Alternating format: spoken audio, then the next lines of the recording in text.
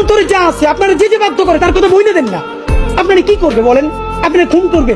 আপনি প্রায় 80 বছর বাঁচছেন, আর কয় বছরই বা বাঁচবেন?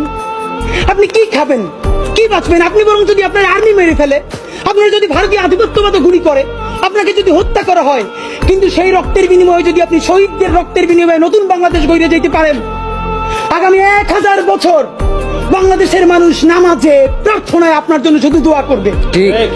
বুড়ো মানুষটা থেকে শুরু করে শিশু আপনার বক্তৃতা শুনে মাননীয় উপদেষ্টা কতক্ষণ জানেন? যতক্ষণ আপনি জুলাইয়ের জবানে কথা বলেন। বাংলাদেশে গত 50 বছরে কোন রাষ্ট্রপ্রধানের 30 মিনিট 40 মিনিটের বক্তৃতা, রিক্সা চালক, ভ্যান চালক, সবজি বিক্রেতা, বিশ্ববিদ্যালয়ের প্রফেসর, ছাত্র জনতা আধা ঘন্টা বসে তার বক্তৃতা শুনে নজির নাই, যেটা আপনারটা হইছে। ঠিক।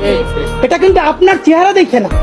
আপনি রাজনৈতিক দল করছিলেন, ফেরও করছেন, কিন্তু এইবার যে আপনার এই বাংলাদেশের পক্ষে হৃদয় নিংড়ে ভালোবাসা, আপনি যখন বক্তৃতা করেন আপনি আর্টিফিশিয়াল কিছু বলেন না, কিন্তু আপনি যখন ঘোষণাপত্র বললেন আপনার চেহারায় আর্টিফিশিয়াল ছাপ। ইদানিং আপনি স্ক্রিপ্ট দেখে দেখে বক্তৃতা করেন, এগুলো আমরা চাই না। মাননীয় প্রধান উপদেষ্টা আপনার একটা কথা বলি, আমরা আগেও বলেছি এই সরকারের সকল উপদেষ্টার এক পা অন্য দেশে, বিপদ হইলে ভাইগে যাবে, কিন্তু আমরা দৃঢ়ভাবে বিশ্বাস করি আপনি ভাগবেন না। এর প্রমাণ, আপনি যদি ভাগতেন এই পৃথিবীর কোন দেশ আপনারে রাখতে চায় না বলেন?